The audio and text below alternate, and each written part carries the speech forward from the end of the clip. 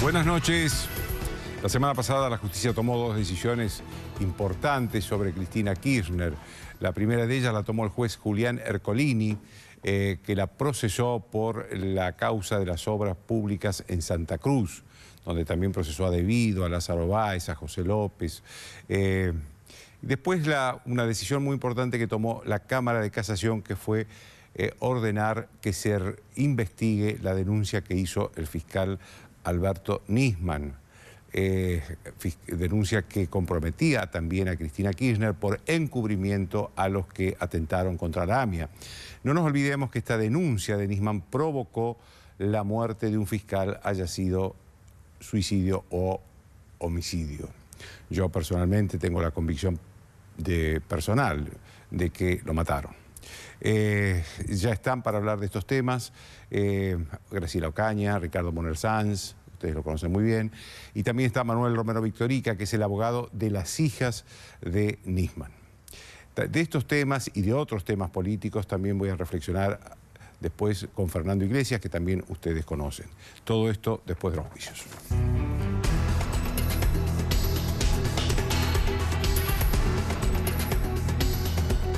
Auspician desde el llano. Osdeneo 1825. Estamos. Empezá a invertir en las cosas que realmente te importan, porque de eso se trata la vida, ¿no? De vivirla.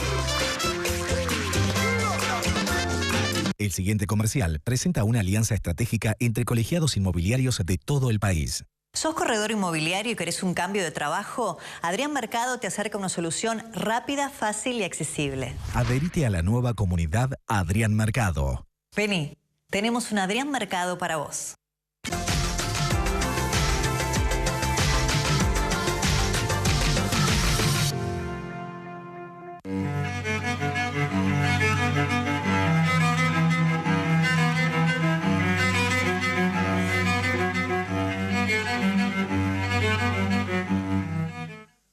Hace 65 años que nuestra historia se alimenta de otras historias que nos ayudaron a crecer. Arcor, alimentando momentos mágicos.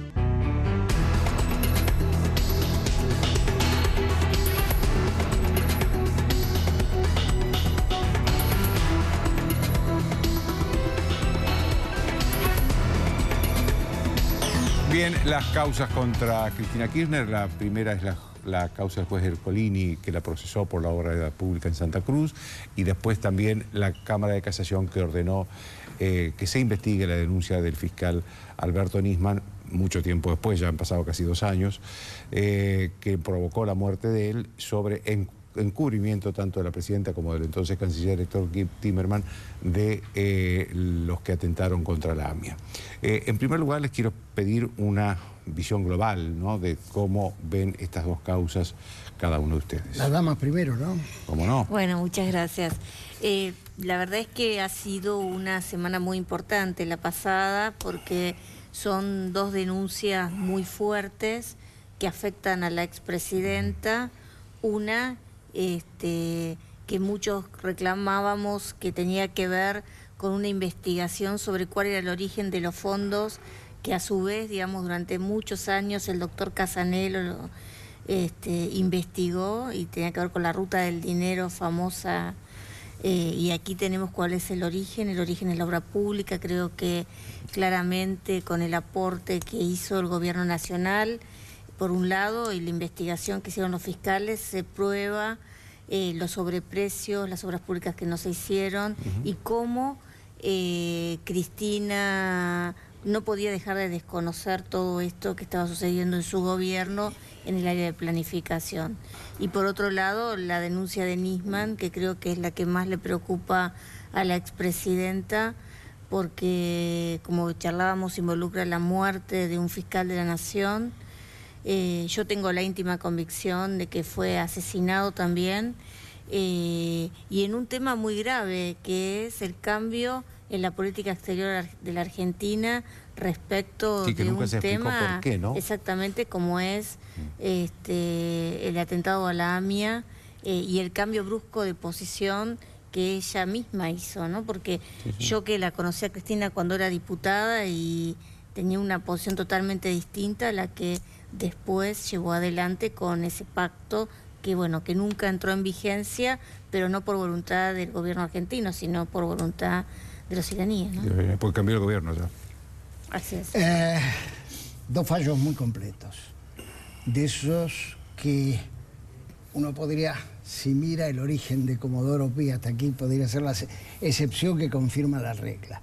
793 fojas en el caso Ercolini. Es un libro, ¿eh? Es un libro eso. Es un libro, es un libro. Y 240 y tantas, me parece, en el caso Nisman, que ha sido este segundo intencionalmente largo, con mucho menos, y creo que hay que decirlo que está a favor, y antes que nada, el homenaje a Pepe Liayev, aquel periodista que murió hace años y que fue el primero que dijo cumbre de Alepo, ¿no? Que fue entre el 2010 y 2011. Cumbre entre el entonces canciller Timmermans y el canciller iraní. Patrocinado por los sirios. En Alepo, en la ciudad que ahora ha sido destruida. Sí, devastada, y que yo por suerte la conocí en la otra versión. Bien, lo cierto es que me parece que son dos fallos que quiero creer que van a enderezar al resto de Comodoro Pi, entendido por resto a la judicatura. A ver, en Nisman, porque voltean a Rafecas, voltean a Ballestero, voltean a este hombre que está... Freiler, que está perseguido por enriquecimiento ilícito, igual que su fiscal Ramiro González. Lo cierto es que me parece muy importante que, entre otras cosas, los dos primeros camaristas, Hornos y Borinsky, Sala 1 de la Cámara de Casación Penal, hayan puesto en el rincón y con chas a Rafecas diciendo: ¿por qué usted dice que hubo 3 pronunciamientos si nunca la Cámara de Casación Penal opinó antes de ahora, porque nunca tuvo la posibilidad? Y hacen un desarrollo muy prolijo con 2 novedades, a mi juicio de importancia para el derecho argentino. Uno, el que se haya sentenciado la inconstitucionalidad del pacto no impide analizar las maniobras previas que pudieron constituir delito. Claro, porque los delitos también están en grado de intento, ¿no? Ah, sí, sí. Vamos a verlo, porque si no bajaríamos la intensidad de la pena. Bueno, eso lo discutimos en alguna... Pero lo otro es la importancia de los audios que aporta la gente de la AMIA. Y como la Sala 1, en la voz de Hornos y Borinsky, dicen que como es la primera vez que ellos reciben este tema, no solo hay que abrirlo por estos dos temas que ha planteado la AMIA, sino también por todo lo demás. Y se dedican a hacer una puntillosa tasación de las preguntas no contestadas, del por qué no hubo apertura anterior. Y para no invadir jurisdicción ajena, por ahora digo que los 10.000 millones de pesos de Cristina Fernández, Elizabeth Fernández de Kirchner, son el otro tema que me gustaría que alguna vez hubiera una ley en la Argentina que diga que cuando se dicta un procesamiento de estas características, el Estado argentino puede transformarse en garante para su devolución, pero en el entretanto utilizar los fondos efectivamente para la pobreza argentina. Bueno, esto de abrir la causa de la investigación que pidió Nisman, ¿en qué puede contribuir a la otra causa, que es la de la muerte de Nisman? Bueno, yo primero, sin eludir la pregunta, me gustaría hacer referencia a que el primer sentimiento que tuve fue en favor de las hijas de Nisman, a quien yo represento, de su madre, la doctora Arroyo Salgado, y del propio Nisman, porque este fallo, más allá de las consecuencias jurídicas que ahora voy a responder esa pregunta, ese fallo de alguna manera hace un reconocimiento a todo el trabajo que hizo el fiscal Nisman durante mucho tiempo, y que con valentía en enero del 2015, porque no hay que olvidarse el momento político también, es muy fácil hablar hoy.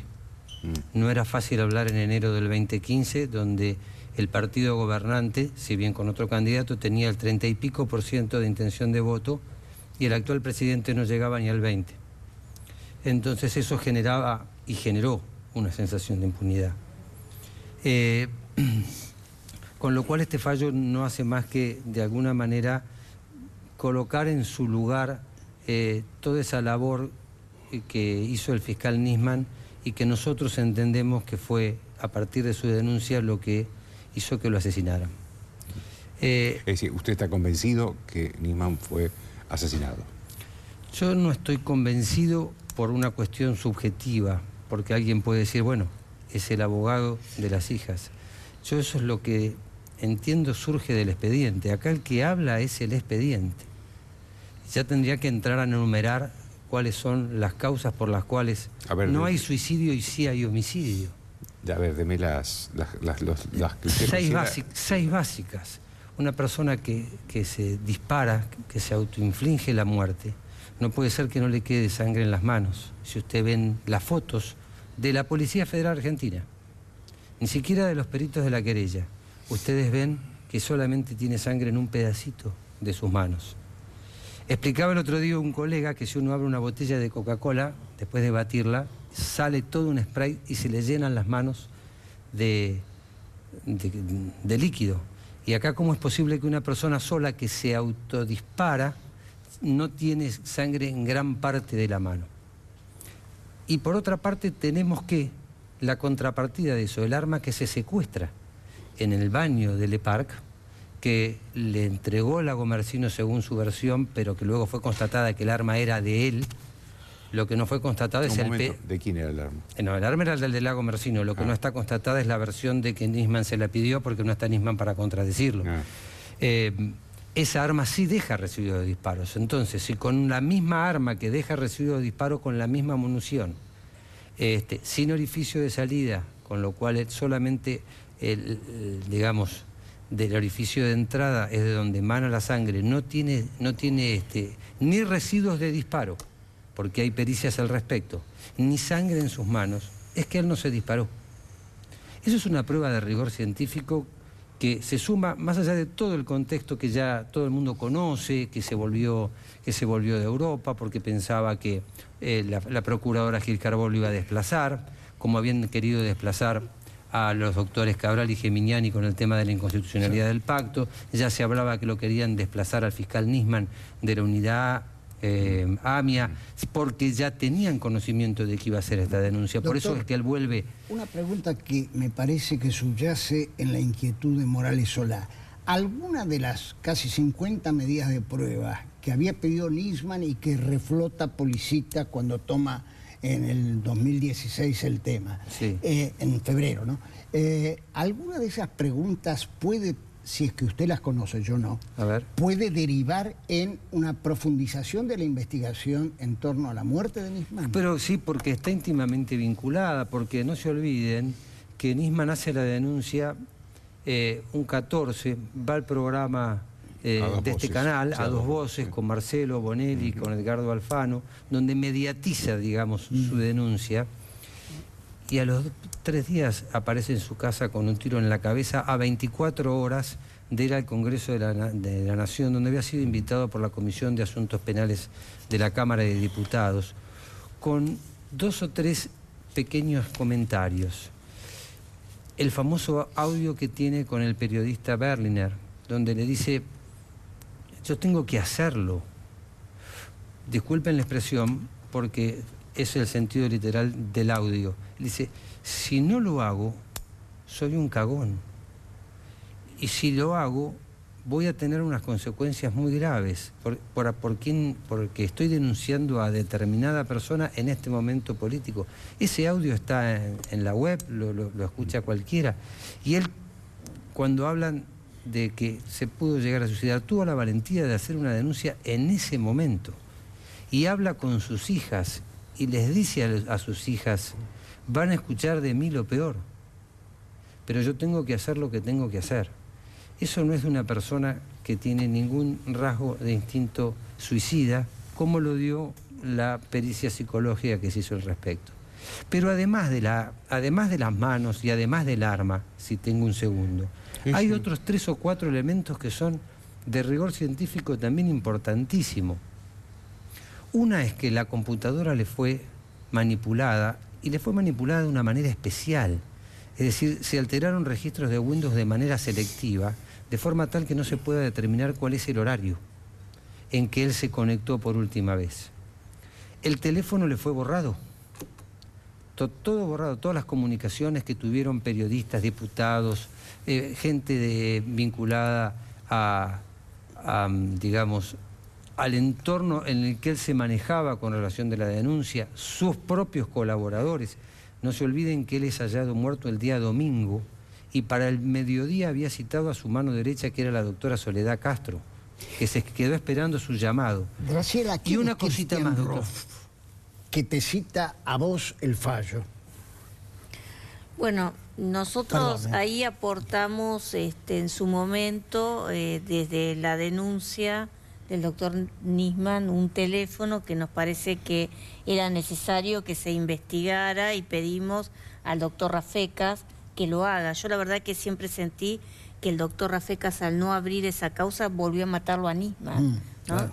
Y creo que la importancia de la reapertura de la causa está en todo el intento que se hizo para que esa causa, la investigación, la denuncia de Nisman, nunca se abriera, más allá de, como dice el doctor, cómo se han manipulado las pruebas, todo lo que se trató de negar. Esto lo que iba a preguntar a Romero Victorica. A esta altura, casi 2 años después, ¿todo lo que había que recolectar está recolectado? ¿Las pruebas están preservadas? ¿O hay cosas que se pueden haber perdido? Eso no lo vamos a saber nunca, porque... Bueno, estaba hablando de conversaciones telefónicas, ¿no?, que se habían perdido. No, sí, pero está bien, pero quería hacer una acotación con relación al teléfono, porque en el teléfono y en la computadora, por ejemplo, no hay nada vinculado al caso que le ocupaba, que era la denuncia por encubrimiento y la investigación sobre la AMIA. Sin embargo, dejaron desprofeso aquellas fotos que hicieron de ello un escarnio. Por eso cuando le hablaba que esta reapertura de la denuncia es como un cariño en el alma para sus familiares, porque además de asesinarlo, además de no abrir la denuncia, que es de alguna manera sepultarlo de nuevo, se hizo de él, se dijo lo peor. Una terrible campaña. Se dijo que era alcohólico, que era mujeriego, que era... Sí, que había gastado no hubo más cosas para decir de la investigación de la AMIA, públicamente de él. Y esta denuncia, y la reapertura de esta denuncia, primero que corresponde, porque eso es lo que creo que vamos a coincidir con el doctor. Por supuesto. Primero corresponde porque por la ley de Ministerio Público y por el Código Procesal. Yo hago una denuncia que en el kiosco de la esquina están vendiendo marihuana por teléfono de mi casa y se abre toda una investigación. Acá hubo un fiscal que trabajó 10 años, presentó un escrito de 249 fojas, presentó escuchas, pidió medidas de prueba, aparece muerto en las circunstancias en las que estamos comentando. Viene otro fiscal que recoge el guante y pide 49 medidas de prueba. Y el juez que las tiene que, al menos, uno denuncia hechos, sin ninguna calificación legal. Lo primero que tiene que hacer es constatar si esos hechos tienen verosimilitud. ¿Qué es lo que dice el fallo de casación? Es lo que dice casación hace primero mucha vemos los hechos a ver si los hechos tienen verosimilitud. Después, si esos hechos, digamos, encuadran o no encuadran una figura legal, lo que se llama en derecho penal tipicidad. Entonces ya pasamos a tener un delito. Y el tercer paso es ver a quién se le atribuye esa responsabilidad, quién es el responsable de haber cometido ese delito. Acá lo que se pedía... Era el primer paso. Y lo que ha logrado la DAIA a partir de la reapertura y fundamentalmente por la valentía de los jueces de casación, porque hubo todo un... hubo todo un manejo para tratar de desplazarlo. Y estamos de acuerdo, es que se investigue. Estamos de acuerdo que hay una novedad. ¿Por qué esto lleva 2 años? Bueno, primero porque alguna vez, o muchas veces he dicho en este programa, que el Código Procesal Penal, invento de Arlanián y Carlos Saúl, habrá que decir el apellido Menem para los que no se acuerdan, es muy malo, muy técnicamente malo, muy posibilitante de dilaciones, 1. 2, porque la línea divisoria en Nisman fue una línea política, es decir, vamos a ser justos. Yo diría más entre jueces y fiscales, ¿no? También, ¿no? Porque todos los fiscales, salvo el fiscal de casación, pero los fiscales de primera y segunda instancia, Policita y Nisman, Moldes, pidieron la apertura de la investigación. Sí, es más... Los jueces fueron los que rechazaron. Sí, pero además igual hubo todo hubo un manejo. con un fiscal. Hubo todo un manejo para esperar para que tiempos no procesales llegue, para que no llegue al determinado fiscal. Para que pudiera Y sí actuar llega el Javier fiscal de Luca. que es militante de la justicia. Acá, ¿qué es lo que nos pasó con el tema de federal? Discúlpeme, doctor, que lo interrumpa. Estuvimos 8 meses perdiendo tiempo para decir lo obvio. Tuvimos que llegar hasta nuestro más alto Tribunal de Justicia, la Corte Suprema, para que diga que un funcionario público que es víctima o actor de un crimen corresponde que intervenga la justicia federal. Esa jurisprudencia de la Corte era pacífica y unánime, y sin embargo la casación de la capital federal revocó el fallo de la Sala Sexta que mandaba el expediente, estamos hablando varios meses atrás, ya federal, que fue cuando el sorteo que le tocó al juez Ercolini, Sí. y volvimos otra vez a empezar y tuvimos que llegar hasta la Corte Suprema para que finalmente dijeran, no, señores, esto es federal, porque nuestra jurisprudencia siempre se ha manejado en este sentido. O sea, no es que se ganó un leading case. La lectura particular del fallo Joaquín Morales Solá nos ilustra de novedades. Por ejemplo, el ensanchamiento de la figura del querellante, con base en, creo que es el artículo 358 del nuevo Código Civil y Comercial. No importa no tener el poder especial que venían batallando los K para no darle personalidad a la AMIA, sino que se habla de la tesis de la representación orgánica muy bien desplegada, en particular por Hornos y también la toma Borinsky. La DAIA, perdón. ¿Y yo qué dije? La AMIA, pero... Sí, no quede mal, nada más. Sí. Pero lo cierto es la posibilidad de que ensanchemos la llamada legitimación activa, es decir, el acceso a la justicia, que no prediquemos solamente en la Constitución Nacional las grandes normas internacionales, sino que las hagamos en posibilidad efectiva. Esto es importante, en este caso, más allá de la DAIA, es decir, más allá del caso concreto. Es muy importante, ha pasado inadvertido porque, claro, Nisman es en sí mismo lo otro y esto, pero es un fallo muy trabajado.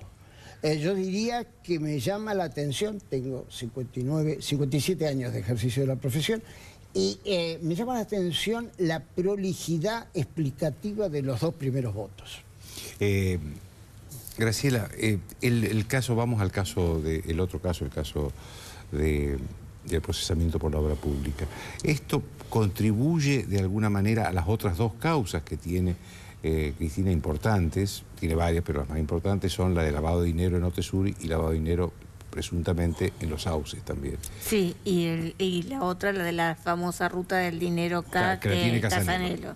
Yo creo que todas las causas tienen un hilo conductor y seguramente en algún momento, cuando las causas se eleven a juicio oral, van a cruzarse, porque obviamente el origen de ese dinero, que es que está aprobado en el procesamiento que hace Ercolini muy claramente, ese dinero circuló por empresas de la expresidenta como una forma para lavar dinero y del señor Báez en la ruta del dinero acá. Creo que hay una clara conexión entre esas causas que seguramente se van a unir cuando estas estén en juicio oral.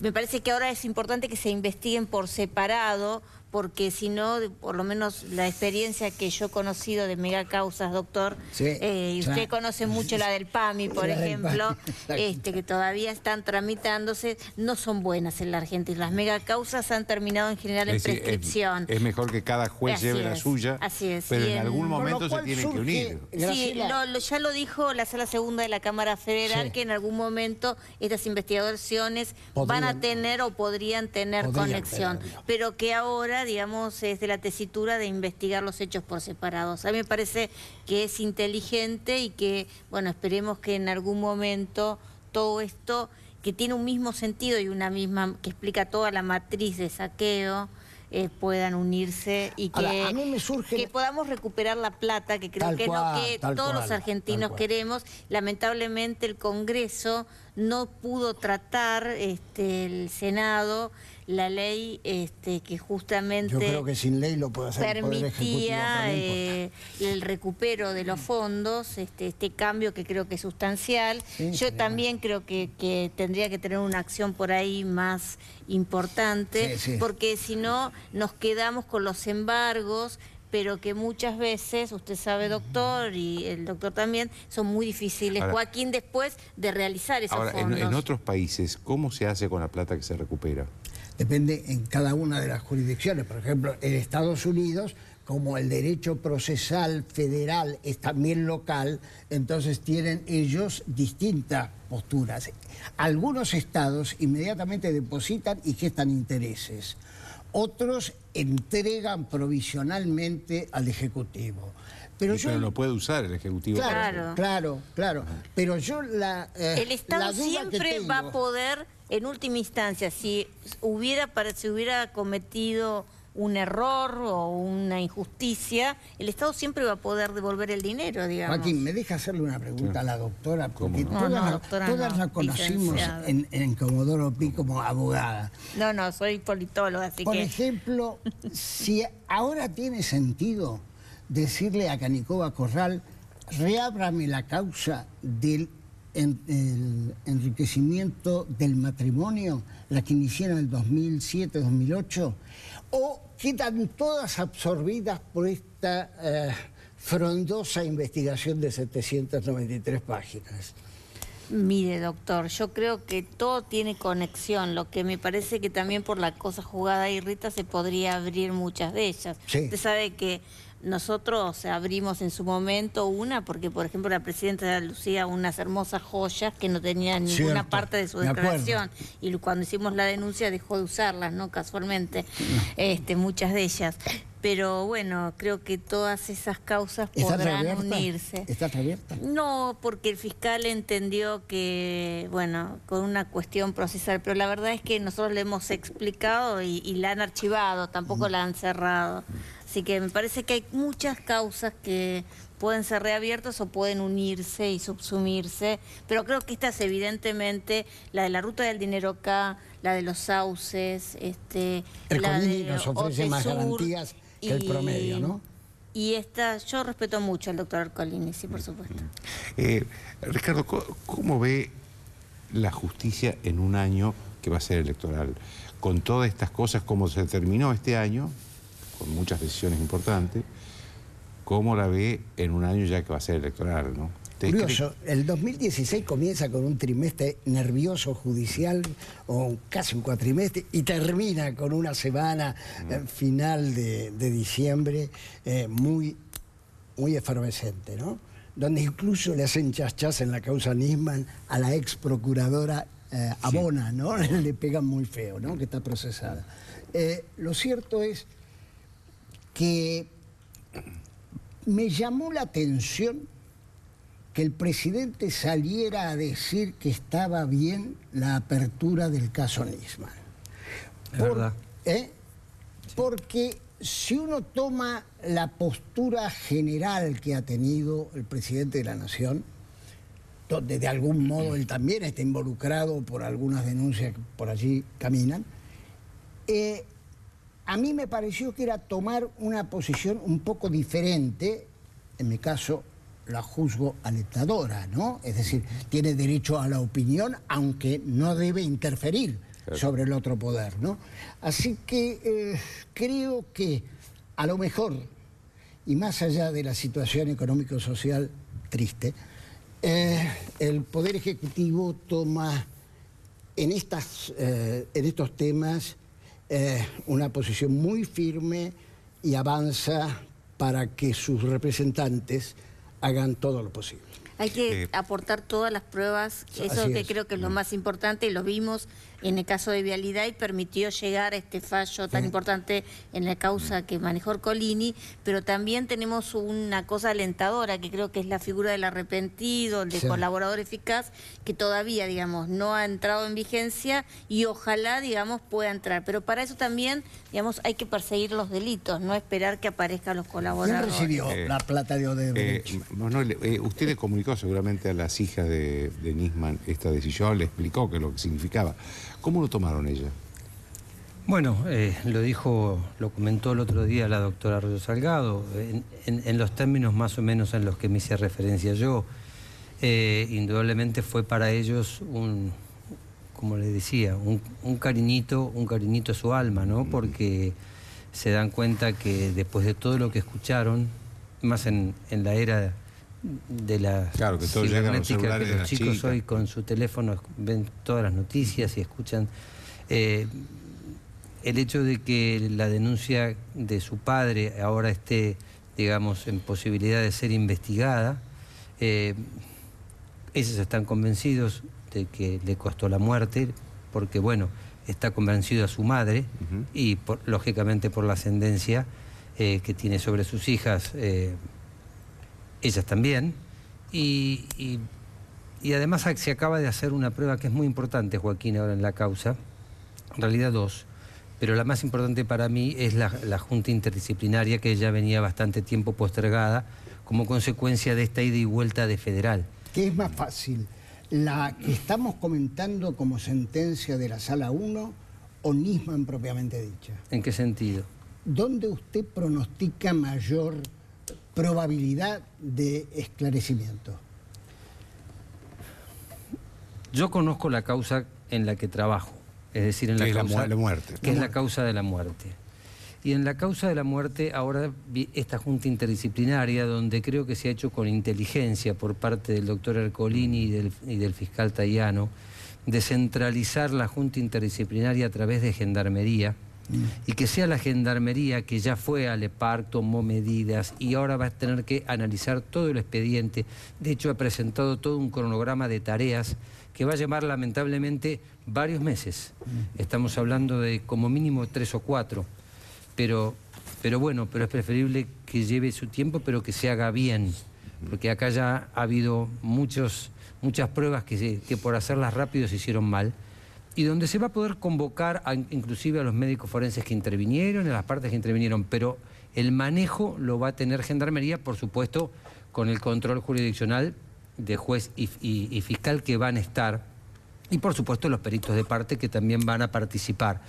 Pero esa prueba va a ser importante porque va como a terminar de cerrar el círculo de las pruebas que hoy yo comentaba y que son más y que ya han salido en varios medios, como que su departamento fue limpiado también, etcétera, y que podría ser el broche de oro para determinar no si estamos frente a un suicidio o un homicidio, porque el médico no es quien debe determinar eso, sino yo tengo la convicción de que esta Junta Interdisciplinaria lo que sí va a decir es que no hubo una muerte autoinfligida y que es necesaria la intervención de una segunda o de una tercera persona, como sostienen los médicos forenses y criminalistas de la querella.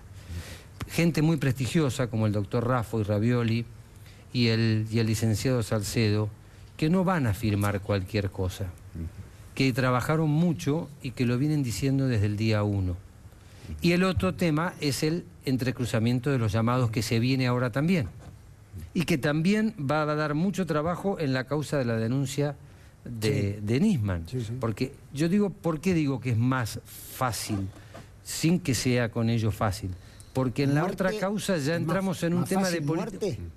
Más fácil llegar a determinar que Nisman no se suicidó, que la denuncia de Nisman, porque ahí entramos en el plano internacional, donde hay que convocar gente de embajadas, cancilleres, ex cancilleres, revisar mails de afuera, necesitamos colaboración externa, que hay que ver en qué... En cambio, en el caso de causa de la muerte ya casi todo está recortado. En la causa de la muerte hay mucho, para nosotros está absolutamente acreditado que se trata de un homicidio y que la Junta Disciplinaria vendría a ser como el broche de oro. Después de terminar quién es el autor material o los autores intelectuales, ese ya es un segundo un segundo paso que sí va a traer otra dificultad. Claro. Pero también tenemos... cómo murió. Es que primero tenemos que tener un delito, claro, porque el suicidio no es delito. Claro. Si hasta la propia fiscal Fein, que no dejó nada bueno irregularidades, por decir de alguna manera, casi me mando un criollismo, irregularidades por cometer, que no solamente lo planteó la querella, sino que después lo dijo el fiscal de la Cámara, Ricardo Sáenz, después lo dijo la sala sexta de la Cámara del Crimen, y ahora el fiscal Tayano, que directamente ha hecho una denuncia. Hizo denuncia, sí. Pero por suerte una cosa es que se haya recogido la prueba de manera ineficiente, ineficaz o en forma tardía, porque, a ver, el allanamiento en lo de Comercino se hizo a los 20 días. ¿Qué pensaban encontrar? Por ejemplo, que es la persona que le lleve el arma. Pero una cosa es ineficacia e ineficiencia y otra cosa es que estemos frente a prueba nula, que gracias a Dios no hay. El tema es, y acá si llegamos, bueno, no robo más minutos, se me terminó el tiempo. Si llegamos a homicidio sin autor. Se terminó el tiempo y no hablamos, pero lo vamos a hablar dentro de poco, de la candidatura de Graciela Ocaña para defensora del todos hacemos fuerza. Hay un sitio donde se puede, ¿no? ¿Cómo se llama? Yo firmé, adhiriendo. Bueno, muchas gracias, doctor. Es un cargo vacante, quiero aclarar que es un cargo vacante. La Defensoría del Pueblo de la Nación. La justicia que es un cargo muy importante. No, la Corte le llamó la atención 2 veces, claro, ¿no? Dos veces al Congreso, le ha exhortado al Congreso para que nomine al Defensor del Pueblo, porque hace más de 6 años que Argentina no tiene Defensor del Pueblo y es una institución muy importante. ¿Y cómo es el sitio para...? El sitio está en el sitio Change, ahí lo pueden ubicar con mi nombre. Hay algunos amigos que han abierto una página de apoyo y la verdad que me ha dado la sorpresa de más de 46.000 personas que han firmado. Bueno, les agradezco a los 3. No, gracias. Muchísimas gracias, por favor.